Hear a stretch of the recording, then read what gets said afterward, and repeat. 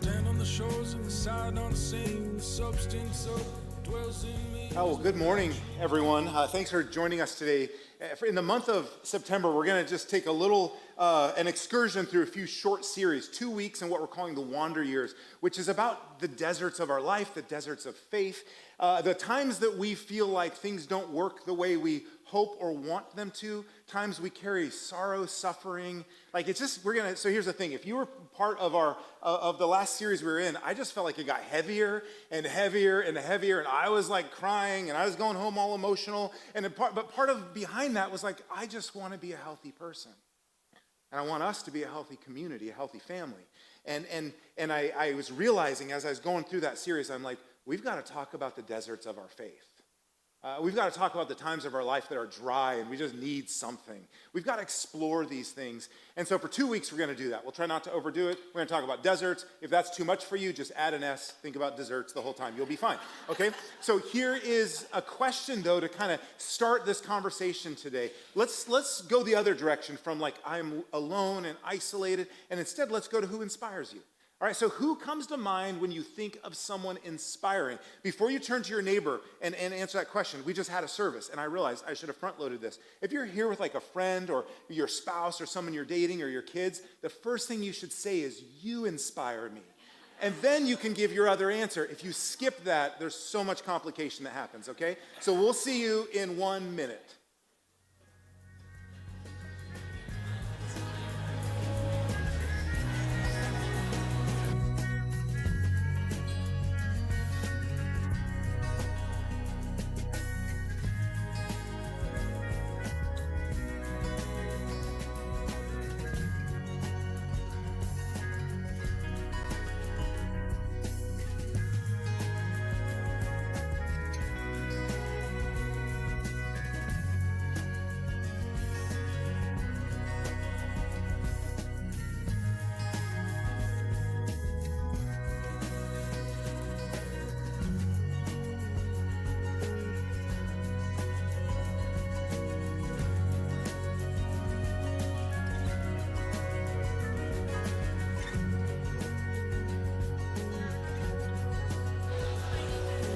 All right, take 10 seconds. So let's do this. Let's start this Wander Years kind of desert conversation by focusing in on two like old-time folks that are quite inspirational because they walked through deserts. We're going to start here with Beethoven. Full disclosure, we have like BSU classical music professors in here. You might want to plug your ears because I'm going to butcher this moment. I'm not even a classical music guy, but Beethoven's story is fascinating. Born in 1770, lived kind of late into his 50s. He composed over 700 works, his symphonies, concertos. I don't even know what a concerto is, but he made a bunch of those. Sonatas, chamber music, choral pieces. The guy just produced, but he began noticing in his late 20s that his hearing was going. For me, this like what we do right now, this is my great passion. Like speaking to you about the things of God and inviting you into hope. If my voice started going, that would be I'd go like, well, what do I do? I can't write for anything. My grammar is horrible. What do I do? And so his hearing started to go. And what he initially, the way he dealt with this devastating loss, this is a desert that Beethoven was brought into, not because he wanted it, but because his hearing brought him there. He began to just pound on the keys. He would pound away, hoping to hear it louder. One of his friends said the poor deaf man pounded on the keys until the strings jangled.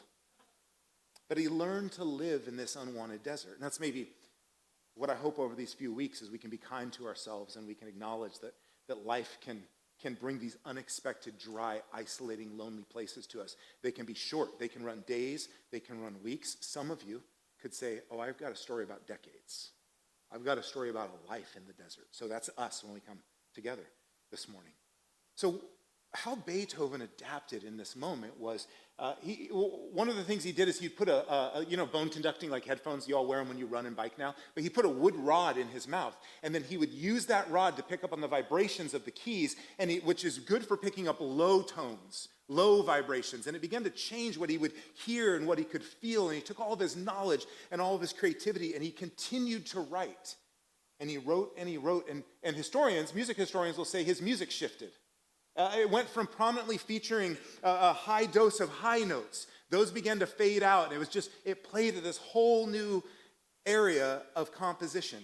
Now, in his 40s, his hearing was almost completely gone. His hearing had deteriorated so much that he was considered deaf, and yet he continued to write. He continued to compose. There's some Beethoven almost all of us will recognize when it comes out. Ultimately, at a point where he was completely deaf, he wrote his Ninth Symphony, which was a groundbreaking symphony in the musical world. And today, Ode to Joy, if you heard or you've been around Ode to Joy, it's some Philharmonic you went to, like that came out of a deaf man's creative heart who was in a desert, forced to this place, yet found a way to live in that. Arthur Brooks, who wrote on Beethoven, said, as his hearing deteriorated, he was less influenced by prevailing fashions and more by the musical structures forming inside his own head. We're going to get back to Beethoven at the end of the message today. I want to introduce you to another desert dweller, more in my range. This is a preacher. His name was Charles Spurgeon. Listen to Spurgeon's words, okay? Lived in the 1800s. He says, I've learned to kiss the wave that throws me against the rock of ages.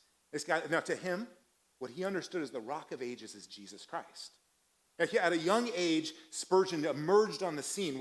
By his early 20s, he was called the Prince of Preachers. The guy could fill an auditorium as crowds pressed in around him. At one point at Surrey Hall in London, 10,000 people came to hear him speak as a young preacher, early 20s. Someone who was against him yelled out fire during that, caused a stampede. 7 people died.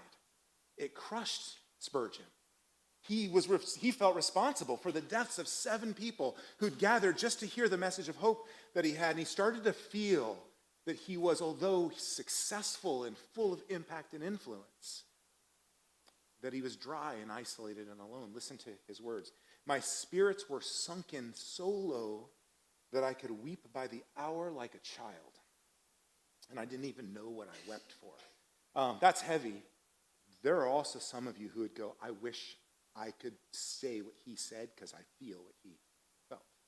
My spirits were sunk so low, I could weep by the hour like a child. And here's the challenge with deserts, right? We don't lead with them. They're not. You don't put them on your LinkedIn. If you're on Hinge, you don't say like, hey, I'm in a desert looking for someone to come rescue me. You kind of hide. We keep our desert stuff internal because it doesn't feel very attractive or desirable to us. Like we want the inspiration, the story. We want to kind of be like up and to the right, like always compounding and growing, a little bit of a J curve in our lives, our relationships, our education, our opportunities. But deserts are part of the human existence, and God is very much a God of the deserts. So here's what happens with Spurgeon. Illness follows him all of his life. He suffered from gout, a type of rheumatoid arthritis, kidney disease. His wife, Susanna, was bedridden the entirety of their marriage. He endured fierce opposition for his convictions. He had the audacity to speak across the Atlantic to American Christianity and say, transatlantic slavery is wrong. His Christian community ridiculed him and opposed him for using his platform to say that. So he was ridiculed by Christians at the time who had fallen into this justification of slavery. He was sick. His wife was ill. This was a man in the desert. He writes regularly in his journals that he is full of depression. That's an interesting thing to write. I am a lifelong Christian. My job is to do church things and be a pastor. And it's not, my message, it's a hard message to say. I struggle with depression. Because then you'd think, well, wait, aren't you a good Christian? Don't you read the Bible and it says don't be anxious about anything? And here's Spurgeon, who's like one of the most influential Christian voices in the last 200 years, freely writes about, in diaries he made public, freely writes about the weight of depression he carried in his mind. Well, his influence grew. His sermons were printed weekly and eventually they spread across the globe. By the end of his life, more than 56 million copies had been published in multiple languages around the world. He did all that from the place of a desert. He wrote a little pamphlet called The Checkbook of the Bank of Faith. And his whole idea was this. God is with you. You will never not have what you need. A checkbook, only half of you know what that is, but the checks he gives you in life, when you cash them, they will always be backed. They will never come up empty. So he said this. He said, I have been cast into waters to swim in, which but for God's upholding hand would have been waters to drown in. That's him describing his life. I was thrown in water to swim, and the only option for me was to drown. I have endured tribulation from many flails, sharp bodily pain, succeeded by my mental depression. And this was accompanied both by sadness and affliction in the person that I loved most dear in life. That was his wife. Said the waters rolled in continually, wave upon wave. And he said, I'm not looking for sympathy. I just want the reader to know that I am not a dry land sailor. I have crossed the oceans, which are not the Pacific, full many a time, and I know the roll of the billows and the rush of the winds. Never were the promises of Jesus so precious to me than in those hours. Some of them I still don't understand. I haven't yet reached the date where I'm mature enough. That's Spurgeon talking about his desert. I want to start there because I just want to reveal the bottom line, I guess. The bottom line would be this. My hope for us is one that we would find a home and a place to feel like we are alone. We don't have what it takes. We're isolated. We're empty. Our own bodies are betraying us. Life is betraying us. People we trusted, whatever that is, right? God doesn't seem like he's there. That can be a very real space for us to be. And that's okay to come into that space, but also to grab hold of like Spurgeon's conviction and say, I have learned to kiss the wave that throws me against the rock of ages. I meet Jesus there. I meet Jesus there. So both of these men kind of had this ethos, like, desert, what have you come to teach me? I've got to stop right there because, in the world of like the obstacle is the way and the importance of like grinding through and overcoming your hardships, I do not want to give like a pep talk about how you overcome things. I'm like an Enneagram 7 with an 8 wing. If you know what that is, it means I'm way too cheerful. All right? My glass is always half full. You give me lemons, I'm like, let's make lemonade. That's my thing. So it'd be really easy for me to go, let's talk about deserts. Come on, y'all. You go do it, like rise and shine, baby. Cheer up, little pup. Like that could be absolutely how I roll this out. I need you to realize I'm not at any point saying that. I'm saying deserts are real, and you don't need to cheer up. You don't need to, overcome the obstacle so you can finally achieve the way. There's something even better for you in the desert. So Beethoven, Spurgeon, they lived through those moments. Less dramatic, more hidden. We're also, many of you, maybe right now this morning, you're in a desert. If you're not, here's the value for you. You will be at some point. Or somebody you love is.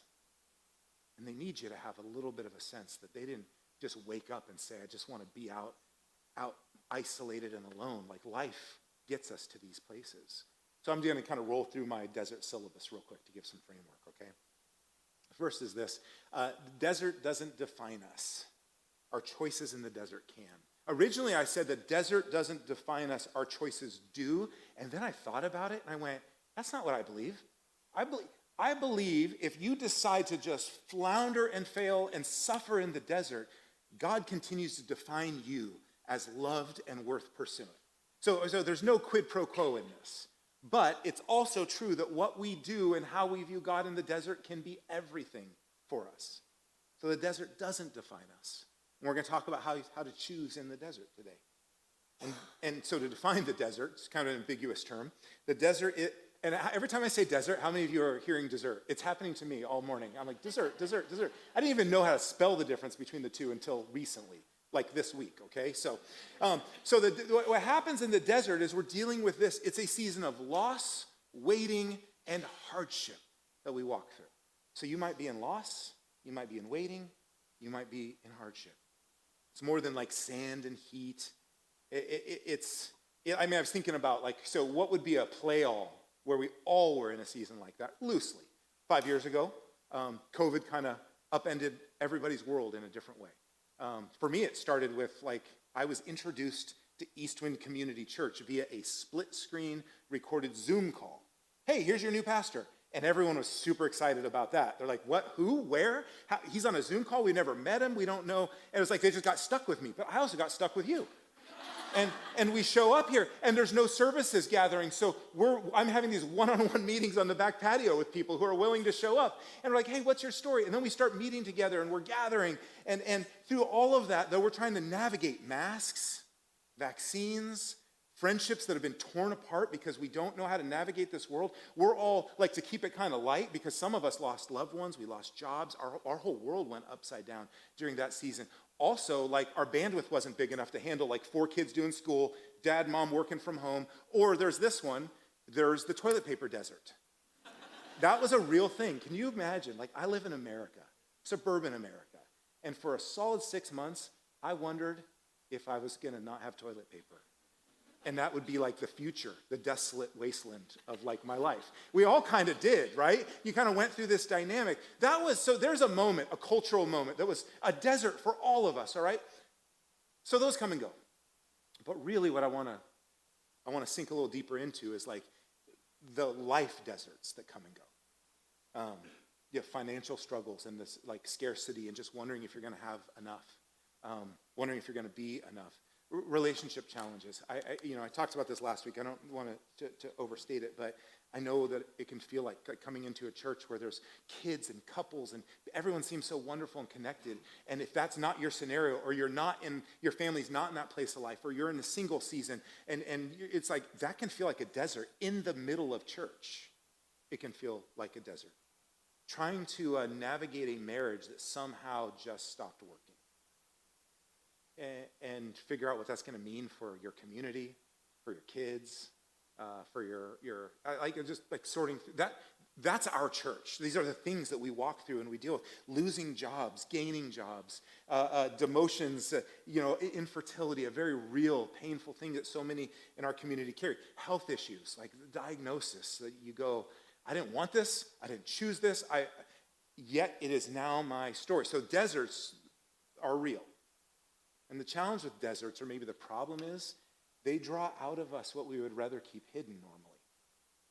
I mean, if I meet you, if I shook your hand on the patio and said good morning to you, I'm not leading with my fears, my anxieties, my depressions, and my uncertainties. I'm trying to like best foot forward this thing. Good to have you today. I'm glad you're here. But what the desert does is it draws these things closer to the surface of our lives. And that's its own isolating experience. And it can feel like you are all alone. It's not appropriate, and we're not in the place to kind of identify where everybody is. But I can just tell you, based on my weekly calendar, you're not alone if you're in the desert. You're not alone if you feel God is far off from you. You're not alone if you feel like you're white knuckling and you're hanging on. You're not alone. You might feel like these fear, anxiety, depression, and uncertainty are like they're right there at the surface because you just don't have the resources to keep them lower down, right? So it all kind of feels, if I'm you, right now I go, okay, how long is he going to do this intro? Because right now I'm like significantly discouraged, okay? We don't choose our deserts. Our deserts choose us. Maybe that's the good news. I also don't believe this completely. I started to think about it, and I went, oh, no, sometimes we absolutely choose our deserts. I put one foot in front of the other, day after day, and I walk myself out of connection, community, flourishing, being known, and I walk myself into something that feels like it's what I need or want, and it's a desert. That has happened to many of you. So I don't want to, I was thinking about that. I'm like, yeah, deserts choose us. It's true. Often they just come to us.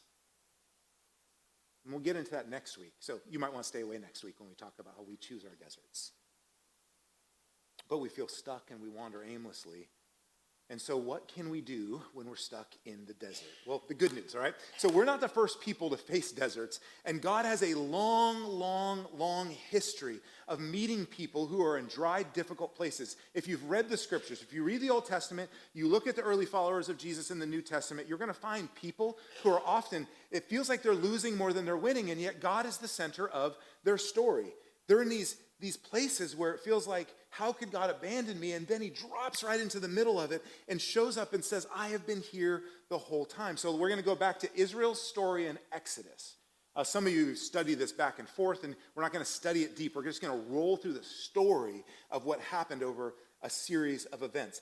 They begin their story in slavery. If you don't know the account out of Exodus, what happens with Israel is, as a small tribe, they end up kind of in Egypt during a time of famine. 400 years later, they're still there, and they're slaves. Their whole job is to work under the heel, the thumb, the whip of the Egyptian empire. Entire generations are born, lived, and die with no freedom. That's a desert season no one chooses. That's a long season in the desert. And then, it's so like poignant. This is how it's described in Exodus 1:13 and 14. The Egyptians worked them ruthlessly. They made their lives bitter with harsh labor. In all of their harsh labor, the Egyptians worked them ruthlessly, just back and forth, cyclical. There was no escape. That is a long, hard desert season. You might feel that. I mean, it's a metaphor for us, right? But you might feel that sense of like, life is working me ruthlessly. It's just harsh labor upon harsh labor. So much so that you forget what hope looks like. And you just feel like your whole job, like they did, was like, just make bricks and get some stew. We'll get back to stew in just a moment. Because in the middle of their suffering, God calls Moses. If you've seen the animation, the Moses at the burning bush, this bush is aflame, it doesn't catch fire. Moses is this shepherd who's set apart for very special purposes if you read his whole story. But he's at this bush and God speaks to him, and listen to what God says. And one thing we draw when we read the scriptures is, who is God? Who are we? Step out of the timestamp of it all. Like, it applies. Listen to the character and nature of God. Exodus 3.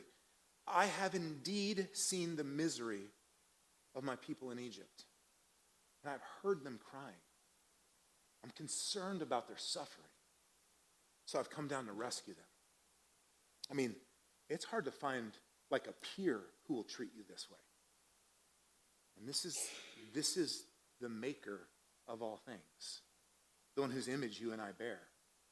And he says, I have seen the misery of my people. He sees you. I've heard them crying.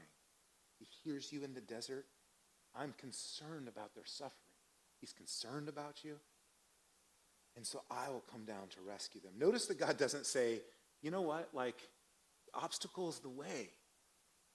Come on, be a great people with a great story about how you overcame this impossible circumstance. Instead, he leaves it at this: I will rescue you, because deliverance is always God's work. So through Moses, God leads them out of Egypt, but then they find themselves trapped soon. It's the Red Sea story. The whole people of Israel, 400 years as slaves, are now standing at the edge of the Red Sea, and they're like, I thought we were going to be free. And the army of Egypt has decided to pursue them from behind. Exodus 14, as Pharaoh approached, now listen to their fear. One of the things I love about the scriptures is they just include a humanity that feels like it shouldn't be in a particularly religious book. It's the kind of thing I would say, maybe the kind of thing you would say. As Pharaoh approached, the Israelites looked up, and there were the Egyptians marching after them. They were terrified, and they cried out to the Lord. Listen to what they cry out. It's not a very faith-filled statement. Was it because there were no graves in Egypt that you brought us to the desert to die? Thanks, God. We followed you. We did what we thought you wanted us to do. And you literally just brought us out here because there was nobody back there to bury us. That's what they say to God. They panic and they doubt. And Moses speaks these words. Moses answered the people. He said, don't be afraid. Stand firm. You'll see the deliverance the Lord will bring you today. The Lord will fight for you. You need only be still.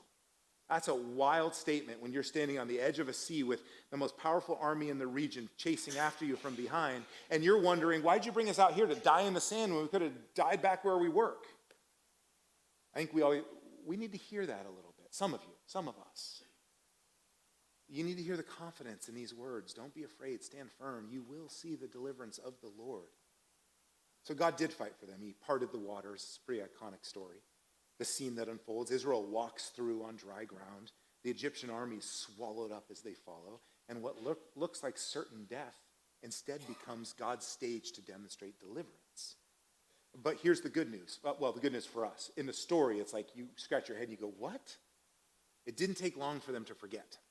In Exodus 16, so just a few chapters later, they start complaining. They're like, and they say, if only we had died in Egypt, at least there we had stew to eat. A classic grumble, right? If only we died in Egypt, there at least we had food at the end of the day. And here's where God's different from me, because if my kids said that, I'd be like, you know what? Try dirt. See how you like, in my heart, in my actions, I would have been kind and good to them. But I would have been like, try dirt, you little complainer. You know how hard I had it growing up? The amount of times my kids have heard that, because I actually had it hard growing up. I feel so bad for my kids. But what happens is they cry out and they say, God has abandoned us again in this desert. Listen to the response. Then the Lord said to Moses, I will rain down bread from heaven for you. I'm always struck how unlike me God is. The people are to go out each day and gather enough for that day.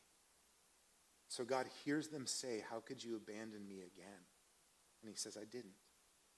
And he provides.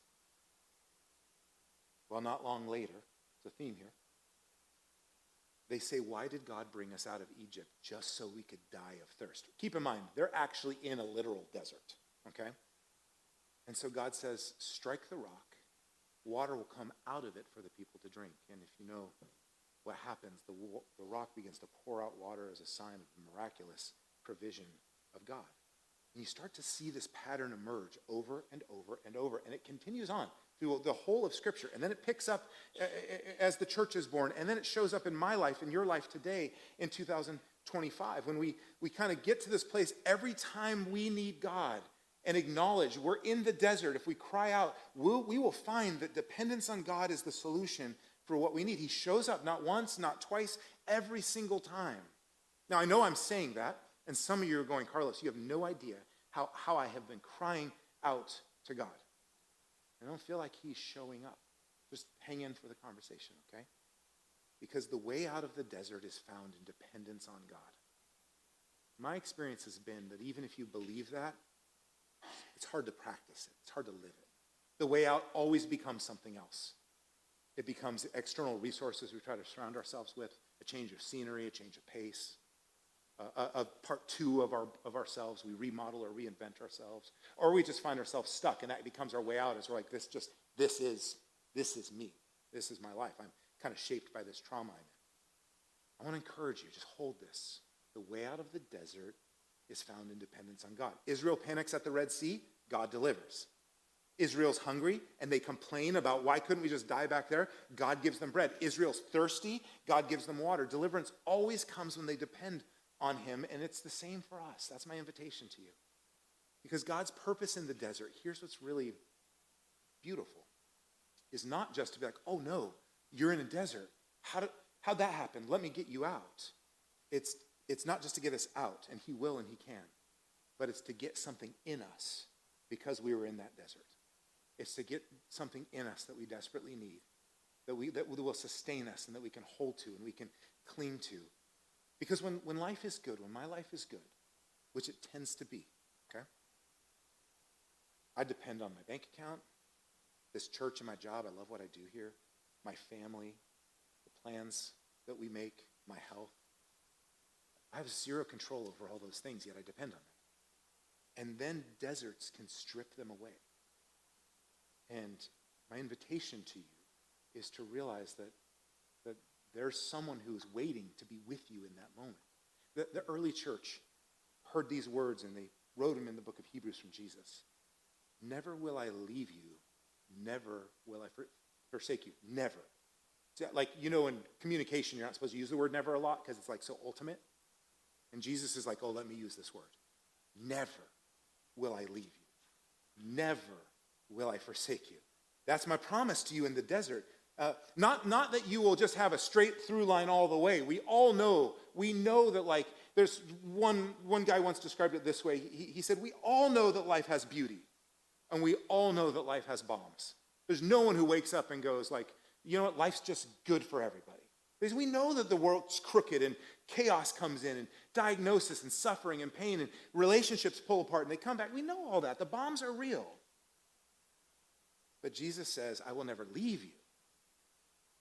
in those times. So maybe our question in this little series isn't like, how do I like fast track it out of the desert? Instead, it's like, all right, God, I'm here. What do you want to do? What do you want for me? Because I'm here. And I know I need to learn how to depend on you, so will you meet me here? Here's how I maybe practically break it down. 3 steps. This is so artificial. There are no 3 steps to get out of the desert, but 3 steps. Name, remember, practice.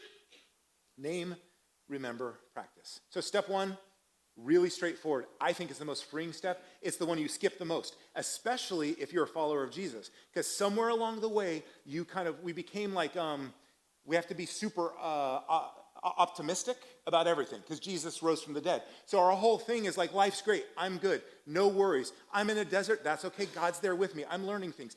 And what we do is we short circuit what Israel did, which was say, would you bring me out here to die? We never have that conversation with God. We skip it. The first thing we have to do is name your desert. You see that over and over again in the scriptures.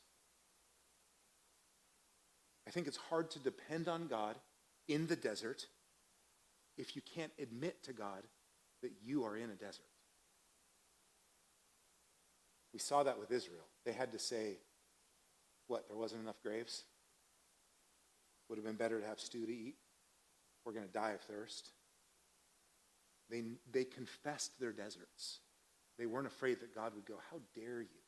After all I did for you, how dare you complain about? Instead, they just named their desert. Listen to Psalm 62. Trust in him at all times. You people, here's what trust looks like. Pour out your hearts to him, for God is our refuge. So there is a question. You're not going to answer it. We're not going to talk about it right now. But like, are you in a desert? If you are, don't move past the naming. Just hold that as your next step, okay? Because step 2 is remember his faithfulness. It's a harder step, I think. Once you name the desert, the next step is to literally remember, where has God been with me? And for some of you, this is the first memory. You're not sure where he's been with you. So you're beginning that. You name it. So Lamentations, there's this prophet named Jeremiah, right? Jeremiah's got 2 books in the Old Testament, Jeremiah and Lamentations. Lamentations is exactly what it sounds like. It's like a dirge. It's just like, blah, the whole way through.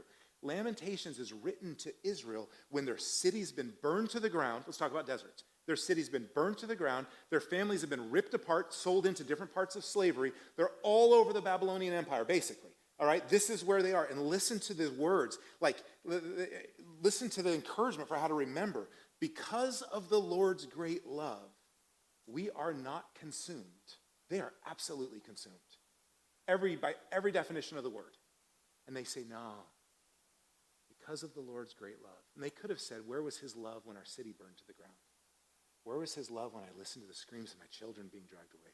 Where was his love when I watched my loved ones cut down in front of me? Ancient, brutal warfare. Because of the Lord's great love, we are not consumed, for his compassion never fails. They're new every morning. Great is his faithfulness. That's the muscle of faith we build, little by little, discovering that God is faithful in the deserts. Many of you have stories of that.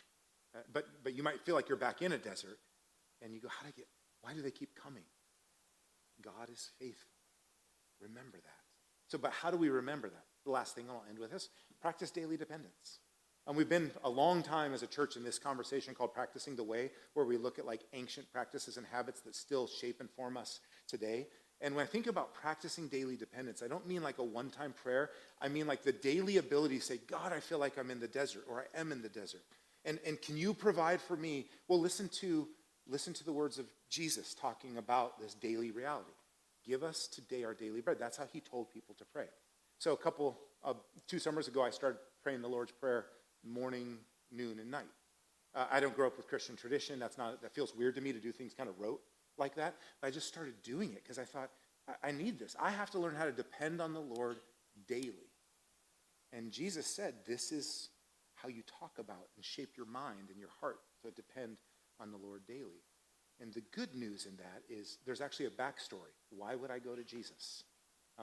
He was speaking about himself, and he said, apart from me, you can do nothing. out of the desert or in the desert. He's the cornerstone. He's the foundation each time. So daily dependence looks like throughout your day saying, God, I need you today. I need you for wisdom. Maybe that's what I need. Maybe I need you for strength. Maybe I need you just like to calm my mind because my body hurts and my mind can't relax. Maybe I need you to be with me in my depression, just like Spurgeon struggled under depression. God, I need you today. It's that I'm going to just work that habit. And these are inputs. Reading scripture, praying, being in community, serving. These are things you just put in. And then you wait for the lag measure to come down the road. You wait for the fruit to start to show up as you need it. So I think, I'm going to leave you with some encouragement as these desert dwellers kind of rolled through life. One of the other prophets said it this way. They said, so don't fear, for I am with you. Don't be dismayed, for I am your God. I will strengthen you and help you. I'll uphold you with my righteous hand. That's just pointing to that the way out of the desert is found in dependence on God.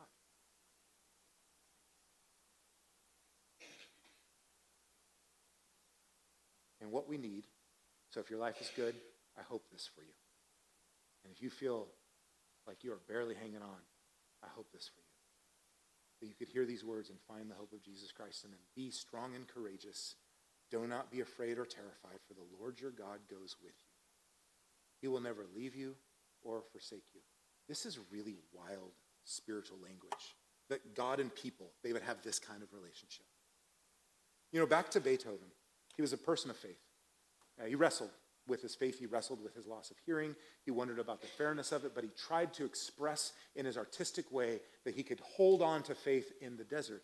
And his greatest work, by some accounts, is his Ninth Symphony, which is the one that ends with this merging of vocals and orchestra together in Ode to Joy. And 2025, when you go to a symphony, you'll still hear a deaf guy's song composed about the dignity of humanity. So your deserts aren't meaningless. And we're going to explore that next week.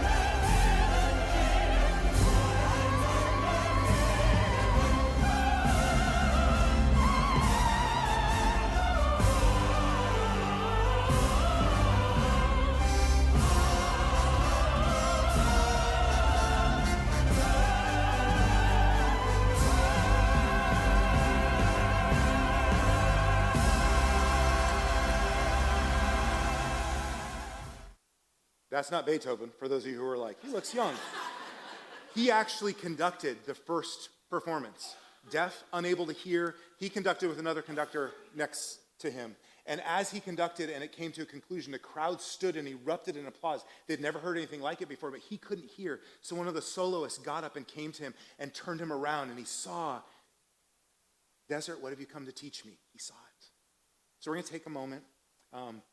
Jenna's going to sing a song for us, and we're going to end our time together in communion. I just hope you can reflect on this as you consider your deserts.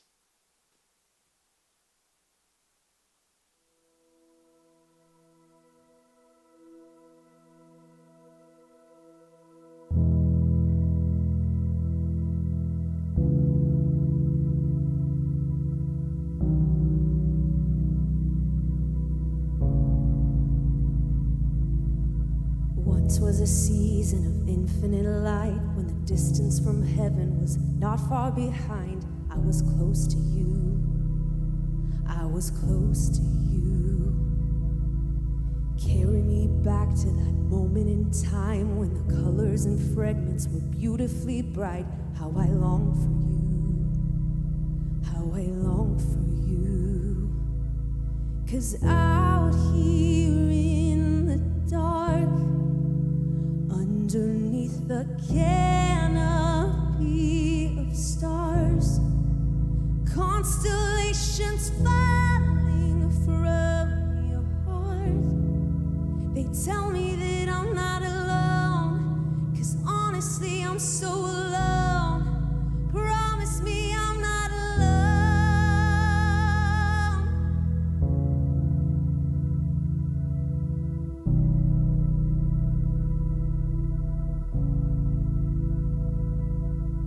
How many miles does my soul have to drive before love can collide with this mess in my life? That's not hard for you. That's not hard for you. 'Cause you see through spectrums of darkness and light, but I'm losing my way and I'm losing my mind. I can't see the truth. I can see the truth. 'Cause out here in the dark, underneath the canopy of stars, constellations falling from your heart. They tell me that I'm not alone, 'cause honestly I'm so alone. But promise me I'm not alone.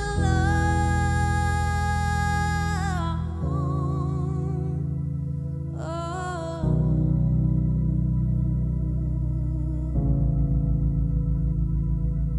When I felt the light of the moon on my face, the memory of sun that'd been shining for days. You've already been in this desolate place.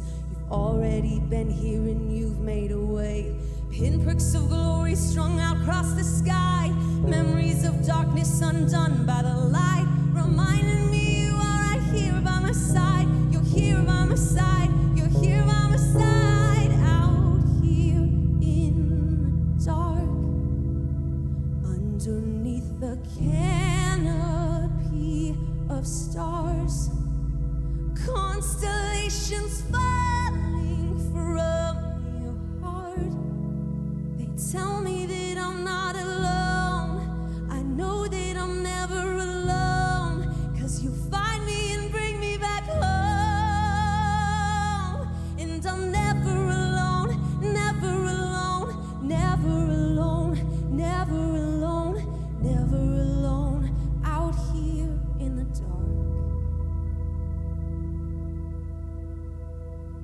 Thanks, Jenna. So there's a night where Jesus is with his close friends. It's the Last Supper. And they're about to enter a desert. And he takes bread and he breaks it. And he says, this bread is my body that will be broken for you, which will be on display through his arrest and betrayal and crucifixion in the days ahead. And he takes a cup of wine and he passes it and he says, this cup represents my blood that'll be poured out for the forgiveness of sins. And he invites them to take and eat, and he says, do this in remembrance of me. And you know that story of Israel in the desert? Jesus is the bread of life. He's the manna that God provides when the people cry out. Jesus is the rock that went with Israel through the desert so they could receive water from it. Paul talks about that in the New Testament. It's Jesus, it's Jesus, it's Jesus. He's waiting for you in your desert. And maybe as communion comes by, that can be a moment for you to receive that. If you haven't before and you say, Jesus, I need this, then you can. Don't feel if it comes by you, if you don't know what it is, or you can just pass it along, that's okay. This isn't like everyone has to